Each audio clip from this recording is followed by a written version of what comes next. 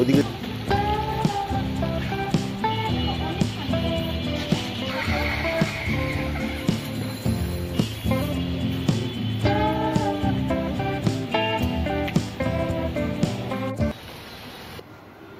দুদিন যাবৎ টানা বৃষ্টি হচ্ছে, তো ছাদে চলে আসলাম। আসলে বাসা বসে টেনশন হচ্ছিল, যেহেতু ছাদটা ঝাড়ু দেওয়া হয়নি, অনেক পাতা জমেছে ছাদে।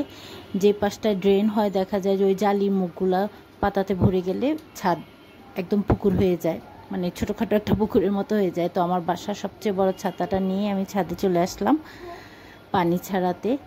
আর তাছাড়া গাছের কি অবস্থা সেটাও একটু দেখে নেব। আর বর্ষার সময় আমি যেটা করি, গাছের ডাল কেটে কেটে বালুর ভিতর রেখে দিই। তো ম্যাক্সিমাম গাছেই দেখা যায় যে ডাল থেকে পাতা হয়। আর নতুন বেগুন গাছটা, এটা থেকে সপ্তাহখানেক আগে 3-4টা ডাল কেটে আমি বালুতে রেখে দিয়েছি, শেকড় গজিয়েছে, ডালগুলোতে দেখলাম যে নতুন পাতাও হয়েছে। তো যখন নতুন টবে দেব ইনশাল্লাহ আপনাদের সাথে শেয়ার করব। আর পাতাগুলো একদম ছেটে দিলাম, ইনশাল্লাহ নতুন ফুল হবে, বেগুনও ধরবে। আর এই পাশটায় পানি জমেছে, ওই পাশটা ক্লিন ছিল, এই পাশে পানি জমে মোটামুটি ছোটোখাটো একটা পুকুর হয়ে গেছে। অনেক পানি জমেছে, কারণ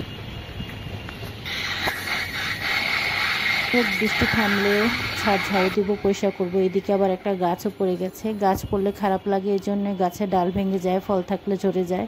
তেমন বাতাস ঝড় হয় নাই, তারপরেও এই গাছটা পড়ে গেছে, মনে হয় ঠিক করে রাখা হয় না, এই জন্য হতে পারে। ডালিম গাছটা তুলে তারপরে নেমে যাব।